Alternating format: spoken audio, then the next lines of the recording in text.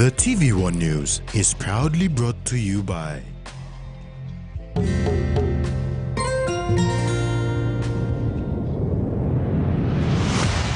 BSP, our bank, our people.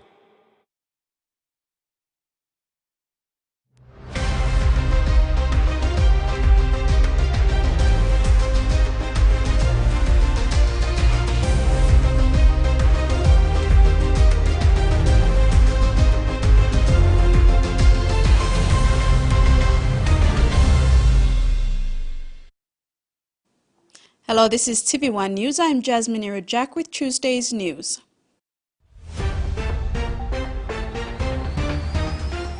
In this edition, Madang Governor seeks justice for murdered duo, ancillary tenements signed for new Pogera, and Labour takes loss with a grain of salt.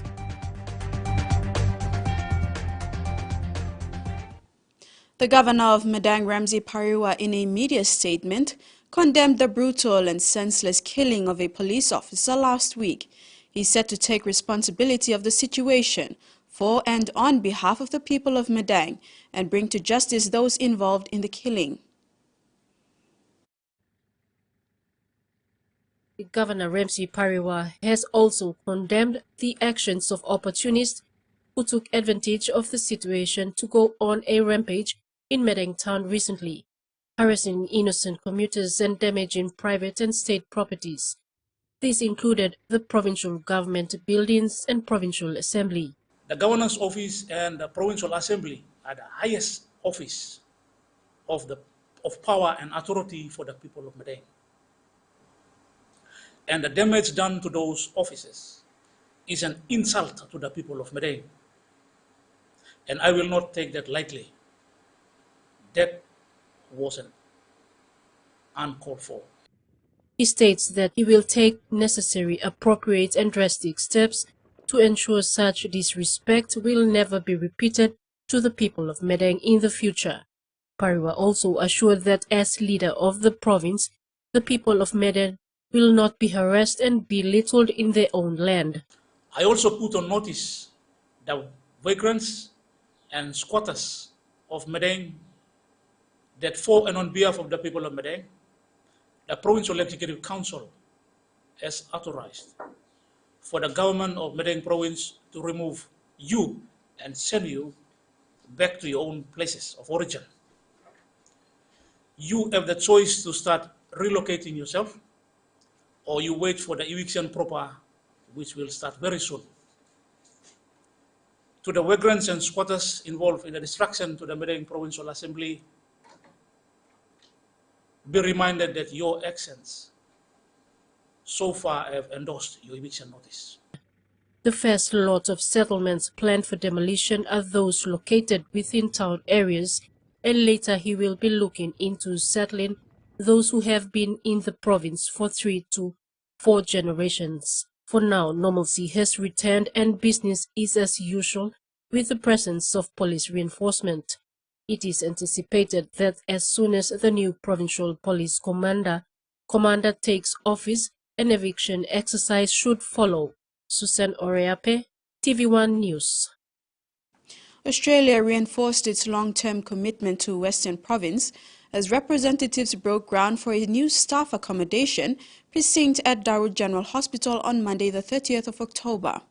Australian High Commissioner John Philp joined Governor of Western Province Thabo Yabi-Yoto, National Department of Health Deputy Secretary Ken Wai, local MPs and health officials to mark the start of the project, which will be delivered in partnership with the Provincial Health Authority and NDOH.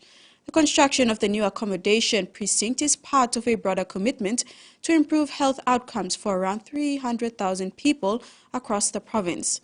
The accommodation will be built in a phased approach to limit disruption to local services and employees.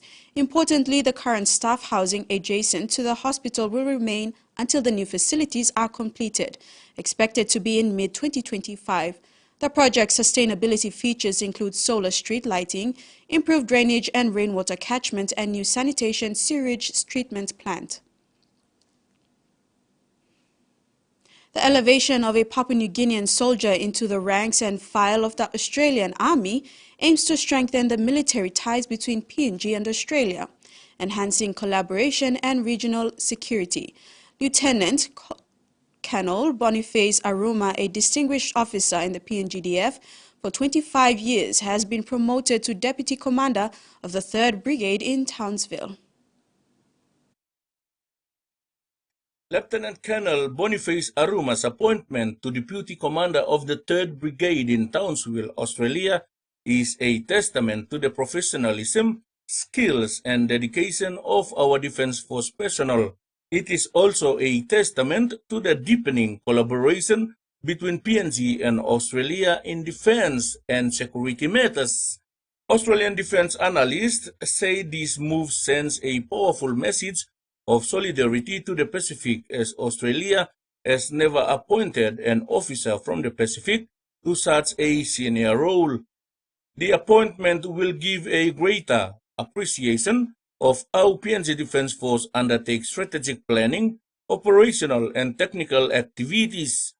Deputy Prime Minister John Rosso, when congratulating Lieutenant Colonel Aruma, said PNG recognizes the importance of maintaining strong strategic partnerships in the Indo-Pacific region and committed to working closely together with Australian counterparts to promote peace, security, and prosperity in the Pacific region. Freddie Mo, TVWAN News. The European Union Forestry, Climate Change and Biodiversity Programme, in short EU FCCB, was launched in Port Moresby this morning. The program is worth 210 million kina and will be run for a duration of 4 years. Prime Minister James Marape, EU Ambassador Jacques Fredin, French Ambassador Guillaume Lemoine were among key government and development partners present for the occasion.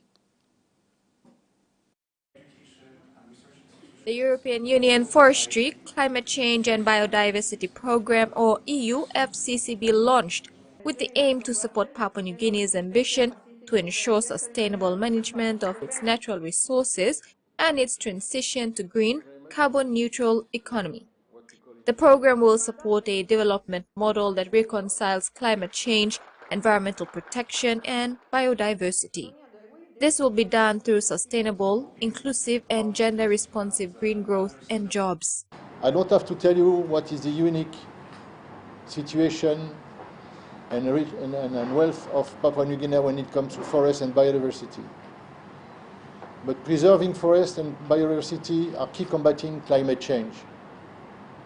These come all together in the FCCB program that we are launching. Action taken for biodiversity and forest preservation not only help to combat climate change in PNG, but also can have a global impact due to the rich endowment of the country. This approach towards ensuring sustainability brings together actions at national, subnational, and at pilot community and conservation area levels, and the engagement of other key research partners. We live in one planet Earth. If the Earth is destroyed, all of us suffer. So in that context, Papua New Guinea has our forests, which houses 6–7% of world's biodiversity. These are global assets we have. As industrialization was the last big push towards the huge carbon footprint we have today, the next would be poverty.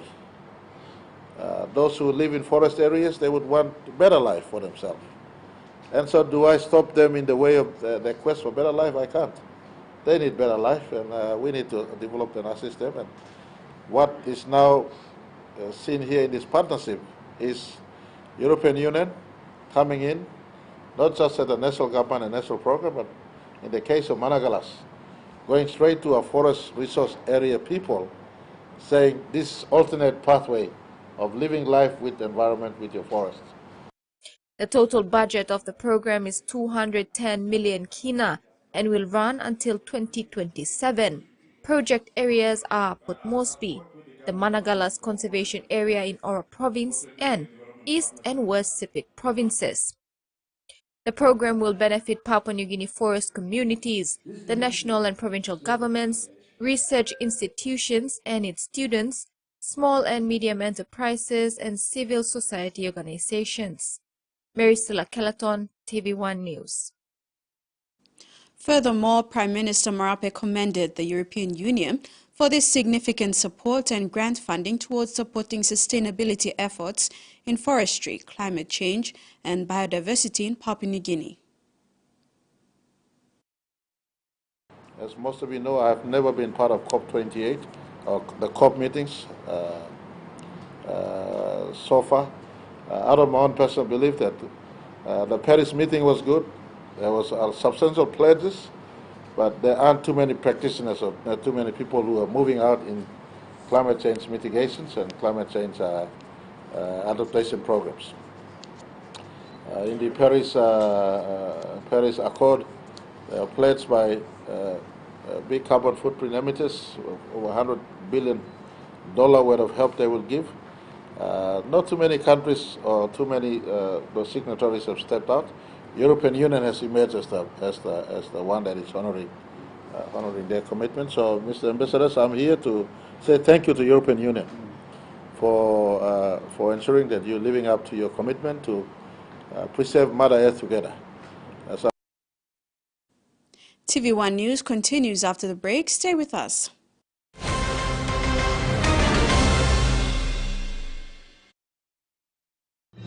Experience a convenient and smarter way to do your banking with BSP Mobile Banking. You don't have to leave the office or your home to pay for bills. You can view your account balance, transfer funds, top up phone credits, or purchase Easy Pay units wherever you are. Visit your BSP branch today to register now for BSP Mobile Banking. BSP Mobile Banking, the smarter way to bank. BSP, our bank, our people. Enjoy life when we work together, making happy memories that last forever. Harem talk, young or old, a scale rice family meal with toast will bring out the smiles, cause it's a favorite by miles. Senisi gola scale rice, low scale price. Senisi gola scale rice, low scale price. But you like him?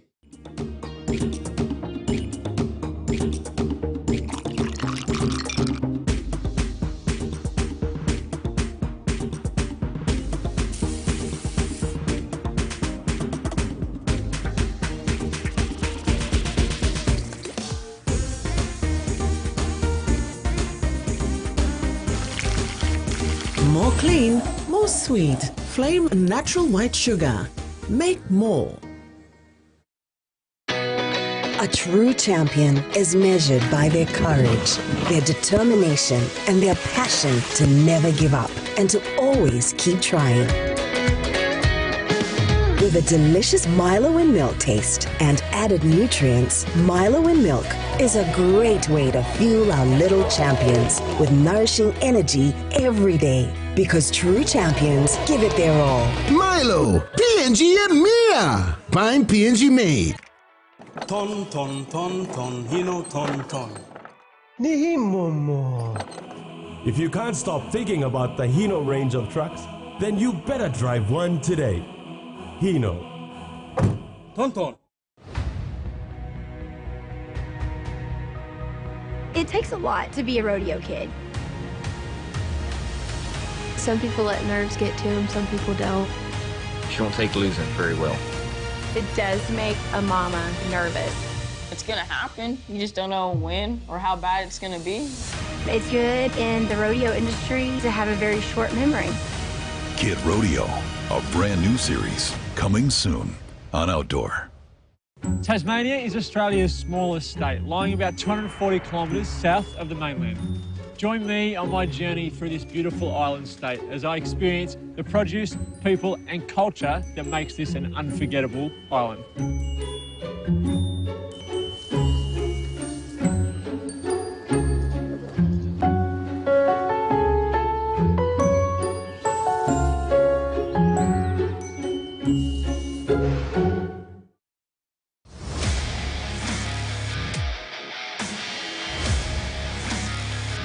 Acknowledge me.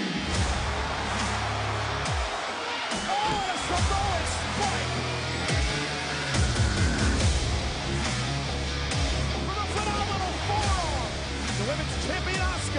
is in the ring on SmackDown. You're looking at the judge, the jury, and the executioner right now.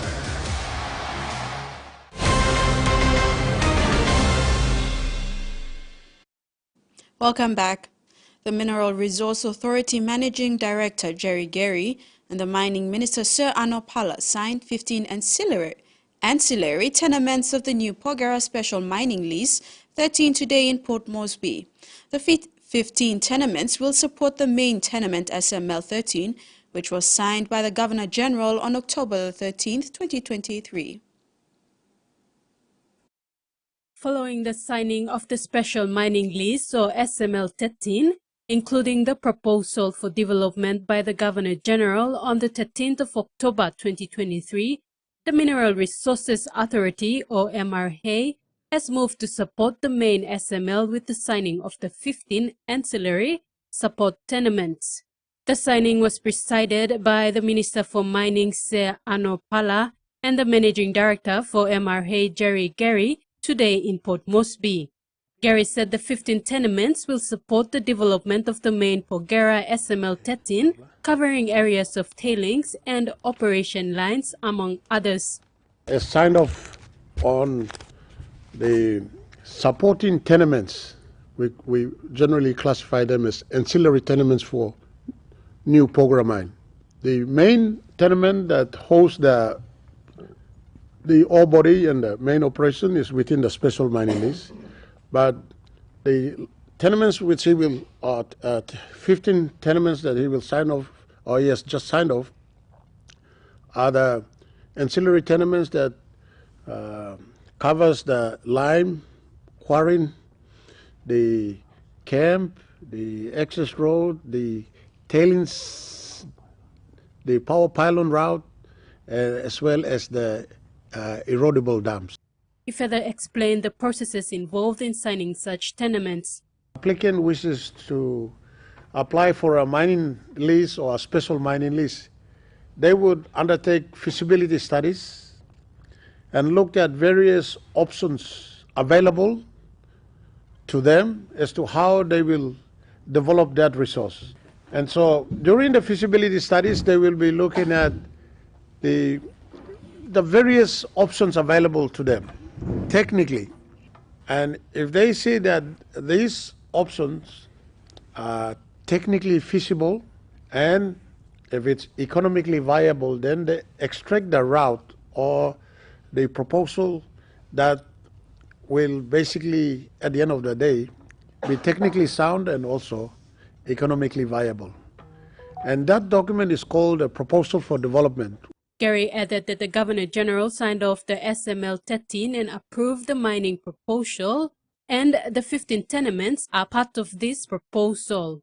Meanwhile, the signed tenements were issued to the executives of New Porgera Limited. Trace Sipa, TVWAN News. Papua New Guineans are urged to understand the importance of data in the country and what the government is actually doing to address issues related to the use of data. Issues include things like cybersecurity, data quality, and how organizations can be stringent with personal data. The Department of Information and Communication Technology was put to the test to come up with a policy to make sure the country's data is secure, private, and under the jurisdiction of the country. Former DICT Executive Manager for Digital Government and Shared Services, Robertson Osari, was invited yesterday by the Media Development Initiative to speak to media houses for a more better understanding of this. So when Department of ICT started talking about let's transform the government and start, addressing corruption by going opening data, knowing who's transacting what and so forth, there are certain issues that arise. Things like privacy, citizen data privacy, cybersecurity issues, you name it. There's a lot of them. The data governance policy sets the foundation to address management and control framework for ensuring data quality, security, availability, and compliance within PNG. Manager for Research, Monitoring and Evaluation at DICT, Jesse Sekere, is the man behind this policy. He shared that this policy is that oversees the data management in the country and ensures that data is accurate, available and accessible in a secured way to those who need it. Now you can see that like all investment come out of head of that because we don't have any data. For example, the splitting of electric side. We are seeing it visibly that there's a small provinces or small districts, but they're splitting. But those decisions are not backed by data. It's just taking on, I don't know which direction it's taking up. But this policy actually wants to ensure that we have data on our hands to make those decisions. The policy framework includes policies, procedures, standards, roles, and responsibilities for data management. Jasmine Erujak, TVWAN News. Octedi Mining Limited welcomed 43 new trainees under its 2023 apprenticeship and preferred area development training programs. Out of 338 apprentice applicants, 22 were selected to this program. 21 local trainees were selected from 1,476 applicants for the PAD training program. They were encouraged to excel in their respective fields to benefit Papua New Guinea. Apprentices will undergo a 4-year training, while PAD trainees will have 2 to 3 years of training. The programs cover various disciplines. OTML has trained over 1,100 tradespeople and 679 PAD trainees since 1982, contributing to the country's human resource development. Managing Director for Livestock Development Corporation, Terry Coim, has justified the sale of land described as Section 159, Lot 5, to Sky Health and Medical, saying all avenues were exhausted before the sale.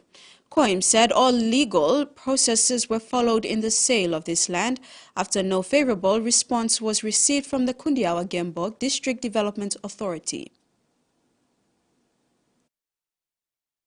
Managing Director for Livestock Development Corporation, Terry Coim, was responding to recent media reports of LDC selling a piece of land used by the Kundiawa Gembok DDA as a cold storage area for local farmers. Coim urged the Kundiawa Gembok DDA to discuss with the new owner of the land, described as Section 159, Lot 5 options, on how they can be compensated for the loss of their asset. Member for Kundiawa Gembok Muguva Dilu came out in the media last week calling on LDC to reconsider their decision to sell the land. The board and management of Livestock Development Corporation are ignorant, or if not, they were just inconsiderate to inform myself and my district. However, Mr. Coim clarified prior to selling the land, LDC wrote to the Kundiawa Gembok DDA for them to submit an expression of interest to occupy and get the title of the land, but no understanding was reached or signed. He said because of the DDA's failure by not responding to LDC's query, the board decided to sell the land to local SME Sky Health and Medical to build the health facility. I wrote to them in January 2022. That's last year. I asked them, you need to put your establishments, your infrastructure, your cold storage facility on the land that you own it by title. So you don't have to do anything until you have this in your hand. Mr. Coim further clarified that former Minister for Agriculture, John Simon, had verbally agreed with former MP for Kundiawa Gembok, Vili Onguglo, to set up a cold storage facility on the land portion in question. The Kundiawa DDA then set up the storage facility at the value of more than 2 million kina to help farmers in the district to sell their produce in Port Moresby. He said LDC was happy to continue to help the farmers of Kundiawa Gembok, but wanted to do it transparently and lawfully by transferring the title to Agrotech Fresh Produce, the business arm of KGDDA. This is the land described as Posen 1468, which was converted to a formal title under Livestock Development Corporation based on a shareholders' resolution.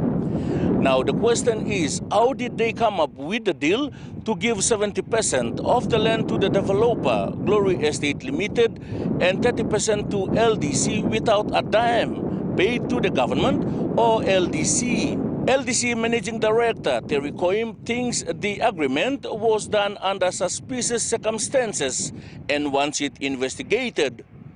Freddie Moe, TVWAN News.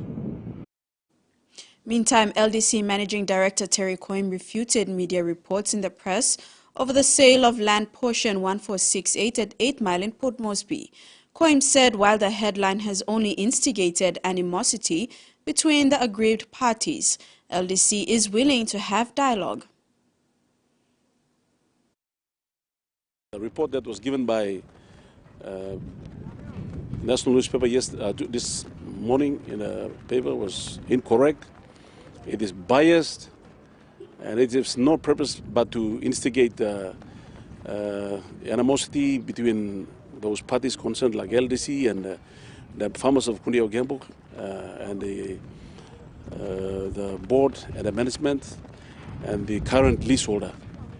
So I expect the media to actually report it fairly, like what PNG Loop did today. It was like, you clear we provide clarity on the process that was followed in offloading the title to the other party. We apologize. We are unable to bring you the market report as it was not provided to us. This is TVWAN News. When we return, we'll have news from overseas. Stay with us.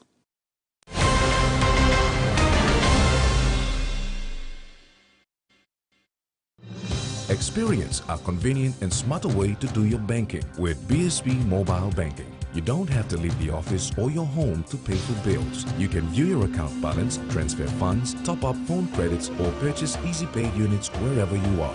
Visit your BSB branch today to register now for BSB Mobile Banking. BSB Mobile Banking, the smarter way to bank. BSB, our bank, our people. Hiya, Mama. You wait then, but me add him special flavor. Put in more flavor, put in more taste.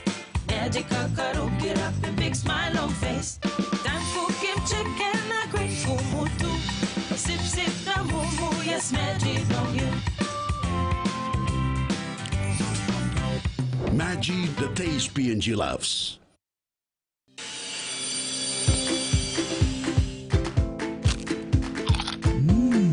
Right across the nation, we eat snacks crackers.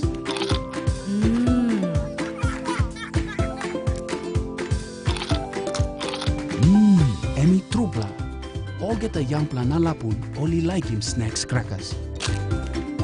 Only make him here, no PNG, one time lay biscuit company. It's crunchy and tasty. It's irresistible. Hey, you want to talk? Want to win one of 4 Costa buses? Simply collect 6 SP Lager Red promo caps and enter the draw at a participating store near you. There are heaps of other great prizes to win too, like SP Hunters jerseys and other awesome SP Lager gifts. So enter the draw today for a chance to win. There's a bus to be won in Islands, Southern, Momase, and in New Guinea Islands. SP Lager, Bungi Mumi!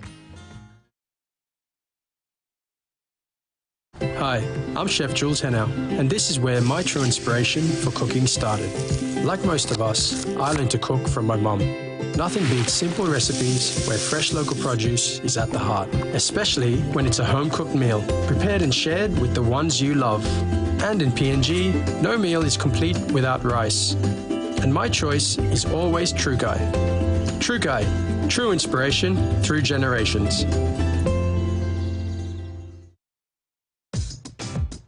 Hi, I'm Darren Robertson, an expat pom, chef and part owner of the 3 Blue Ducks in the Sydney beachside suburb of Bronte. A few years ago, I started thinking about making a shift towards more sustainable cooking, but I've become fascinated with cooking over simple fire or hot coals. I just want to see how far I can push that theory and what these simple elements can help me create. So welcome to my charcoal kitchen. Let's light the fires, stoke the coals and get cooking. People have more money than God. Our ship is coming in, you'll see. Whose time is now? Let's do it, let's go. You're not to associate with him again. Why? Be thankful when you get a leg up. Never forget the past, because you never know when they may come looking for you. America, the land of dreams. Armageddon Time. Premieres Saturday, November 4th, 9 p.m. on HBO. Hello, WWE Universe. This is WWE superstar Shayna Baszler, the Queen of Spades. I'm here to set it all on fire. Watch WWE on Digicel TV.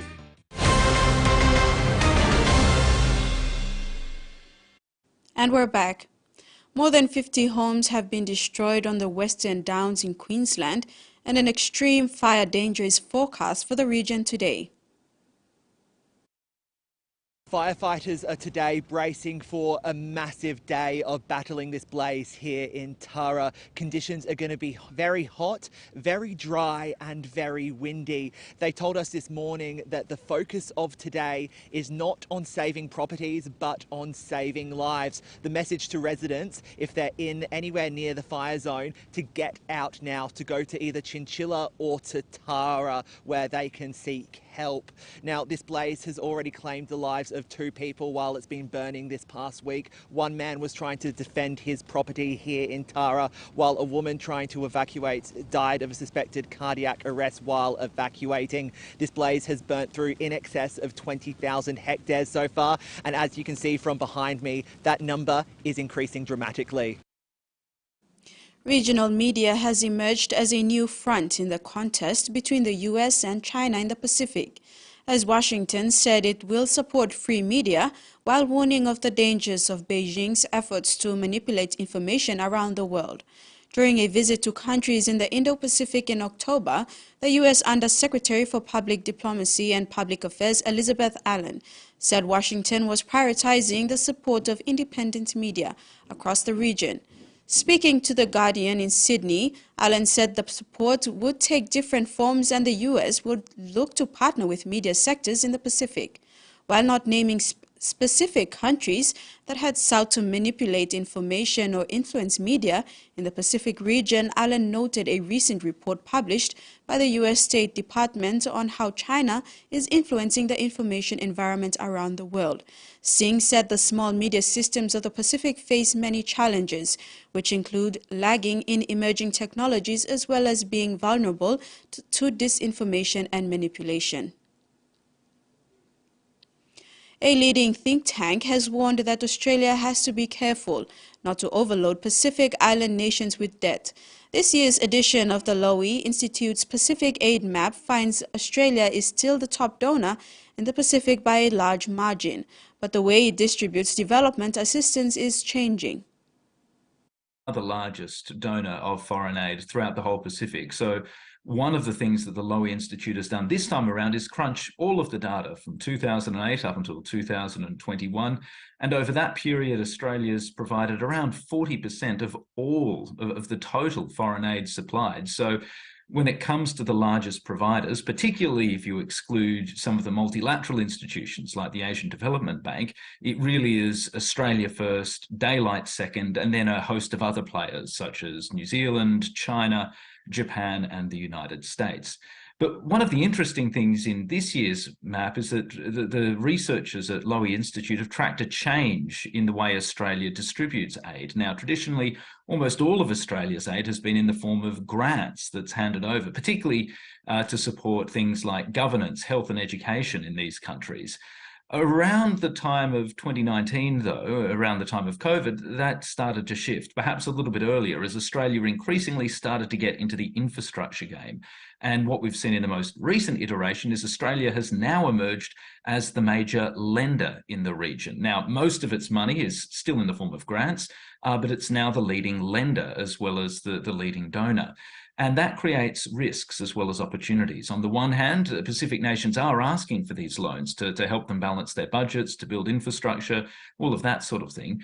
But there are risks because a number of Pacific countries, particularly in the wake of COVID and travel bans, are struggling with bad balance sheets. They're struggling with high levels of debt. And Alexander Dayant from the Lowy Institute, one of the main authors of this map, says Australia has to be careful that when it goes into the lending game, that it treads carefully, that it doesn't overload countries already struggling with debt. Let's take a listen to what he had to say. And what's interesting to see is that a lot of this financing is coming under the form of what you call concessional loans. So loans that are very cheap, below market rate in nature, but that are still loans. And this comes at a time where the overall debt in the Pacific is actually increasing.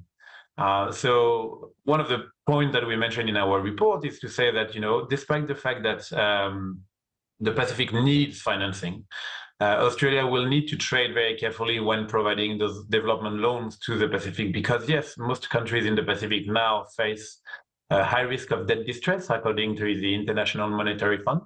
And so it is very important for Australia, as for any other development partners that provide loans to the region, to trade very carefully.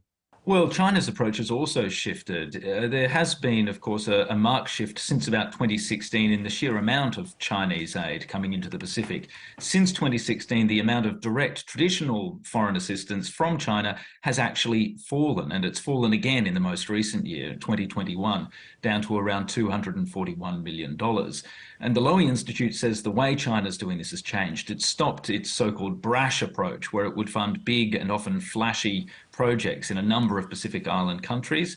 And it's now moving to what it's called, in a broader bit of terminology, small and beautiful projects, which the Lowy Institute says are actually more tightly targeted. They're smaller projects, but they're aimed very firmly at political elites, particularly in countries where China's making headway, like Kiribati and Solomon Islands, and they're designed to win as much political favour as possible for Beijing. Now, it's also worth noting, Ros, that even though China has stepped back as a direct aid donor, it still does play a big role in other ways. In particularly, at the moment, a lot of the funds that are coming through the ADB and other multilateral institutions are then actually being handed to Chinese state-owned companies who take responsibility for those major projects. And China's, of course, also intent on ratcheting up its strategic presence in the region. So the Lowy Institute's map here doesn't say China is not a factor in the Pacific, far from it, but the way China is operating has changed in some ways quite dramatically. A planned peaceful protest to free Palestine in Fiji's capital, Suva, has been denied a permit by the government, citing national security concerns. Home Affairs Minister Pio Tiko Duadua fronted up the media in Suva today, explaining the coalition government's decision not to issue the permit to march organizer Amira Dean of the Abu Bakr Siddiq Foundation, an NGO in Fiji. Tiko Duadua said he needed to exercise government responsibility about the march. He added that government has learned from previous experiences in Fiji's history, and the overall national security of the national overrides its decision to deny the march. Meantime, responding to questions on differences within the ruling coalition party members on the Fiji government's decision not to vote for a ceasefire to allow for humanitarian aid to Gaza, Minister Tiko Duadua said his party, the National Federation Party, had made its position known to the coalition government. Australian courts deal with complex challenges, including limited resources and vast distances. Spare a thought for our Pacific neighbours, where both of these issues are magnified. The Federal Court of Australia is working closely with the region to try and overcome some of them. One are the limited financial resources of many of these countries, or most of these countries. And I was speaking to people in the Solomon Islands, and they were telling me that at the High Court in Honiara, the capital, the major court complex regularly, until a few weeks ago, was experiencing power cuts. So trials would have to stop because the electricity would go down, and that would mean no air conditioning. The computer terminals would go dead, so you couldn't access documents.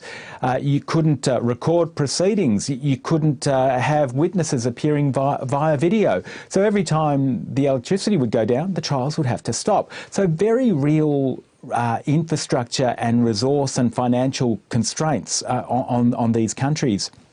The other really big factor, or factor which is kind of unique to this region, which is also something we share in remote and regional Australia, is isolation and vast distances. So, for instance, you might have a judge presiding over a court in a far-flung island, and we're talking about very small communities. So often the judge might well know the people who are appearing before her or him and will know them. So there are issues around the smallness of communities and the impartiality of justice in those small communities. I've been speaking with Albert Palmer. He's the Chief Justice of the Solomon Islands, and he talks a lot about his experiences. And I've also been speaking to Justice Stephen Burley of the Federal Court of Australia, and he's head of that court's International Development and Cooperation Committee. And also Helen Burrows, she's head of the court's international program.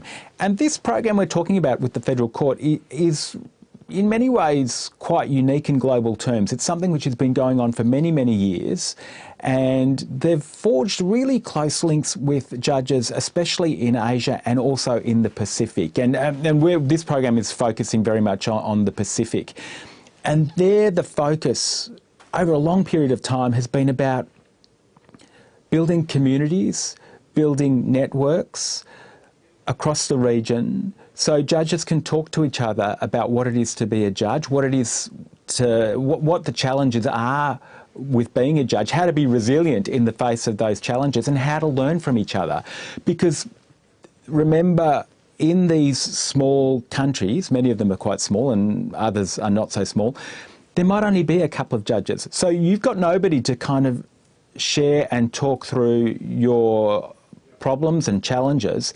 And this is a really crucial way of creating a bigger knowledge pool, a bigger experience pool that you can draw on. And it's proved to be very important over the years. And that ends the news segment. Join me after the break for sports.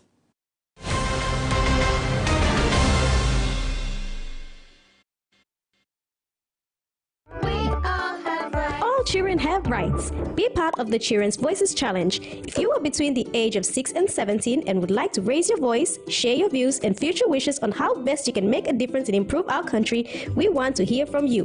Be part of the Children's Voices Challenge. You can submit the following: artwork, video or pictures, podcast or songs, poetry, written form, social media campaign, web page, flat and one-page website. Make sure that the videos, podcasts or songs are not more than 2 minutes long. Written pieces including poems, letters or blogs are not more than 1,000 words, and a social media campaign has not more than 4 social media posts. Your voice is important, your voice is the future. The Children's Voices Challenge deadline is Tuesday, 31st October 2023. Great news! The Digicel TV app now has radio. That's right, your favorite radio stations are on the Digicel TV app, providing you with even more entertainment, plus free streaming of all your favorite radio stations. And you don't need headphones to listen. The Digicel TV app gives you the ultimate entertainment experience on the go, with more drama, more sports, more exciting movies, and now more radio to stream your favorite programs from wherever you are in PNG for free. So what are you waiting for? Download the Digicel TV app today for the ultimate entertainment experience.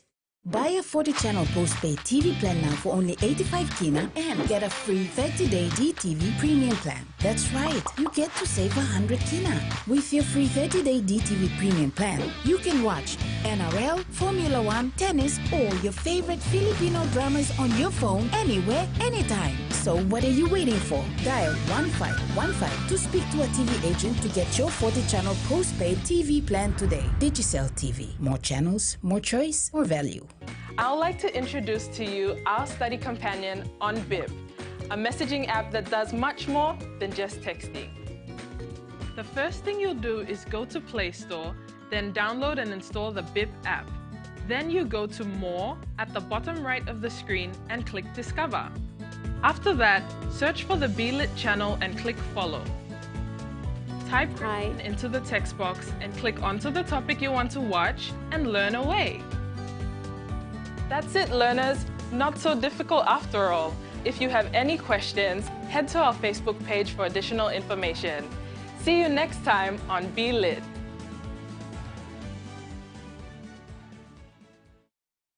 Hi and welcome to Adventure All Stars, the travel show with a difference. Every episode features authentic cast members travelling to secret locations. They don't know where they're going or what they'll be doing as they uncover the best and most exciting experiences on the planet. Prior to filming, the stars of today's show raise vital funds for their nominated charity, and their reward is the trip of a lifetime. Everything about this trip has changed my life. It's really hard to put it into words. It actually gets me quite emotional. You just have to trust that everybody has your back. You will have the best time of your life. Everybody should do this. Real people, real emotion, real adventure. This is Adventure All Stars.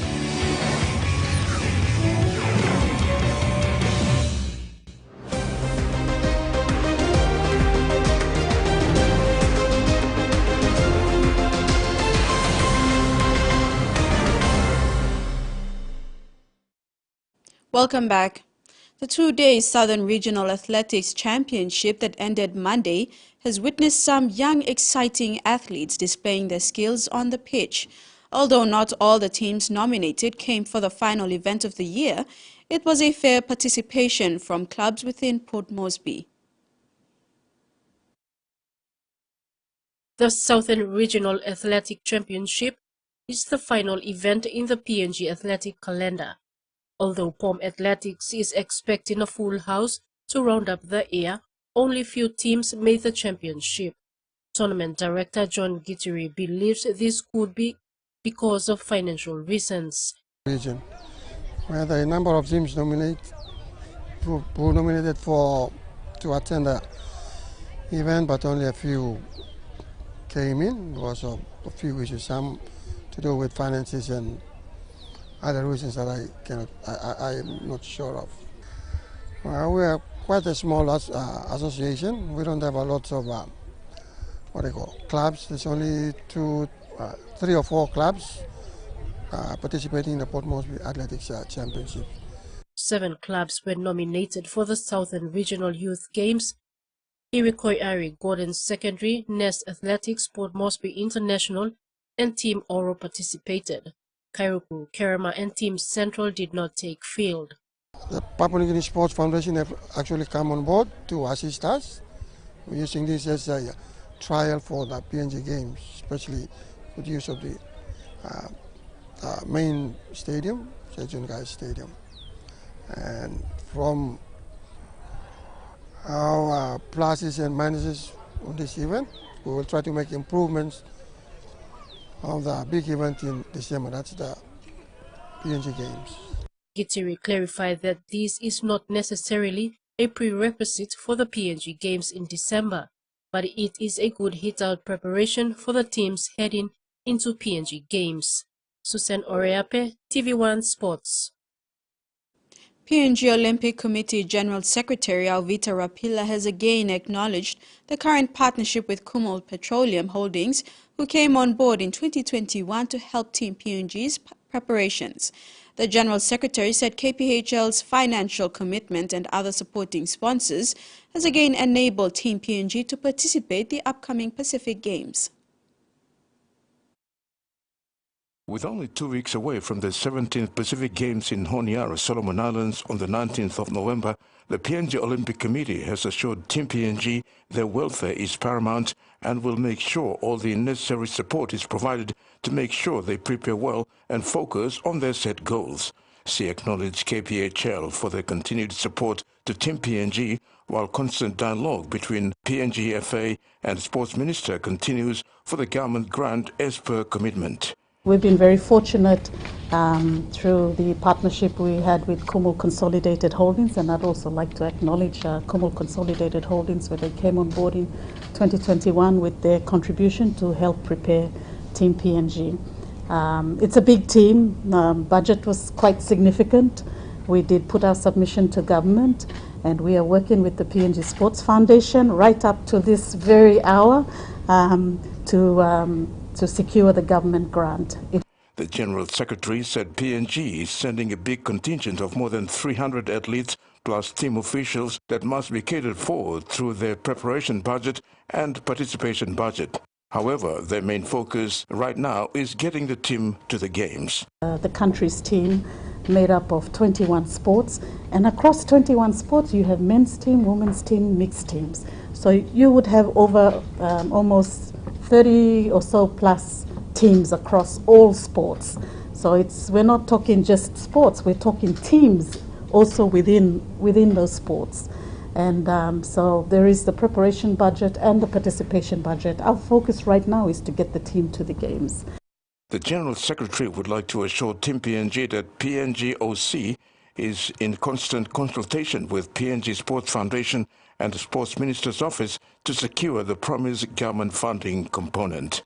And that's where we're working very closely with the PNG Sports Foundation Executive Director as well as our Minister for Sports to secure and draw down on the government grant to support Team PNG to the games. And this contribution goes a long way in helping us get the team to the games. Terry Longwood, TV1 Sports. The first contingent of Team PNG is scheduled to depart for the Pacific Games in Honiara, Solomon Islands, on the 13th of November 2023. The second group travels on the 15th, and the balance of the team will arrive in Honiara on the 26th of November. Team PNG are among 500 athletes and team officials converging in Honiara to participate in 21 sporting codes. Team PNG's chief de mission to the Honiara Games, Faye Zenalalo, said there will be 2 charters already scheduled to take the athletes across, including coaches, team officials, medical, and the games management. Team bonding took place over the weekend and was well attended by athletes and team officials. So the games are split into 2 weeks. So we've got some of the sports that take part in the first week, and then the balance that take part in the second week. So the teams that are going to be taking part in the first week will go in 2 charters. So the first charter goes in to Honiara on the 13th of November. The second charter goes in on the 15th. And then the teams that are playing in the second week, the ones in the first week then will come back home, and the ones taking part in the second week will come to Honiara on the 26th of November. But our lead team, the part of the games management team, 7 of our people will leave on the 9th. She clarified that the first group of athletes traveling on the 13th will start their competition early according to the game schedule, which officially starts on the 19th of November. She also confirmed a contingent of 515 traveling, 382 athletes, 93 coaches, officials, plus medical and games team management. The game's chief de mission was also grateful for Trukai's ongoing commitment after yesterday's check presentation of over 500,000 kina towards the team's participation at the games. Meanwhile, Team PNG forward team is scheduled to leave for Honiara on the 9th of November. Terry Longwood, TV1 Sports. PNG LNG Kumul's captain Kai Leibert put on a brave face post-match on Sunday after the Kumul's embarrassing loss to Fiji Bati in front of the home crowd. The captain looked dejected after the match, admitting that's not how they wanted to play and really let their fans down. The Kumul's captain said they were really disappointed with their performance and assured fans they'll have to be better this week. Leibert said they'll keep working hard at training to fine-tune what they did wrong. He said they were poor in a lot of areas, but assured fans they won't be poor next week. You obviously don't want to play like that, but especially at home. We're quite disappointed, but yeah, we'll get back to the drawing board and be bigger next week. We just need to keep working hard at training and fine-tune what we did wrong. And, there's a few areas today that were poor, and we won't be poor next week.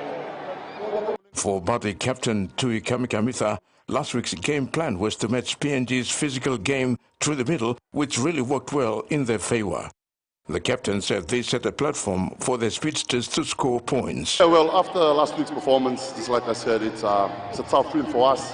We've got a young squad, so we know we're coming into this week's game. It's going to be tough, so we just want to be like nice and physical in the middle, because that's where PNG is very strong in their ruck. So if we can manage to hold their ruck in the middle, we got points on the outside. So I'm pretty happy with the performance, but there's heaps of work to do leading up to next week's game.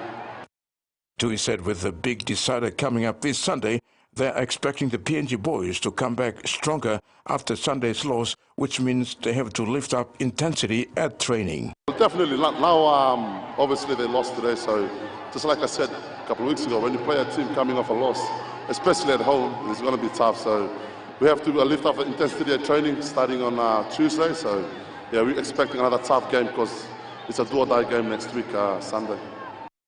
Terry Longwood, TV1 Sports. In regional sports, the Matildas are adamant they won't be showing any mercy to their opponents in their final Olympic qualifier against Chinese Taipei on Wednesday.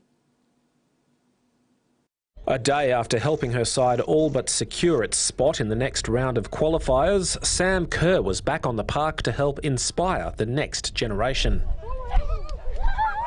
These future Matildas getting an up-close look at what it takes to be a global superstar. Even to score one goal, even to play here was a dream come true, so I'm very happy. Going to go out, get as many goals as we can and hopefully top the group and be ready to go for the next round. Run of the mill for her to be scoring that much. Now we'll have the weather forecast for the main centres for the next 24 hours.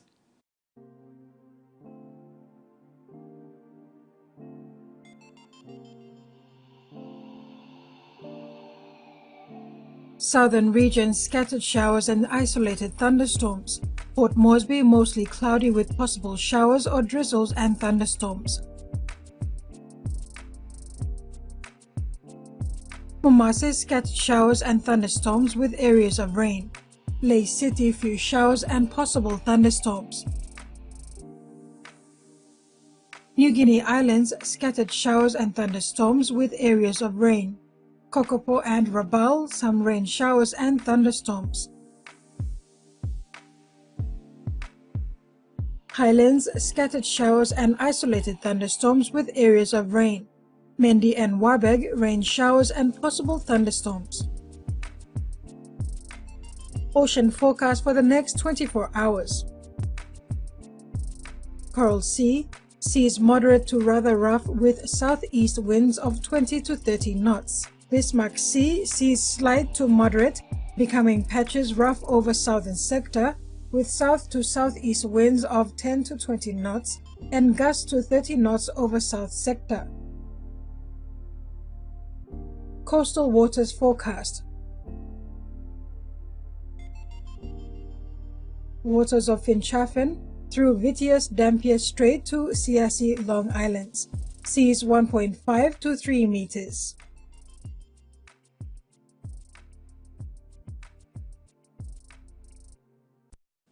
That ends TV1 News. Pleasant viewing. Bye for now.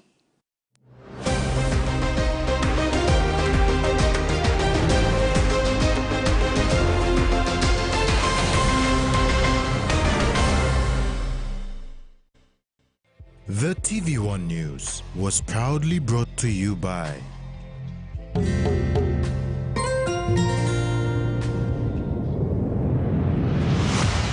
BSP, our bank, our people.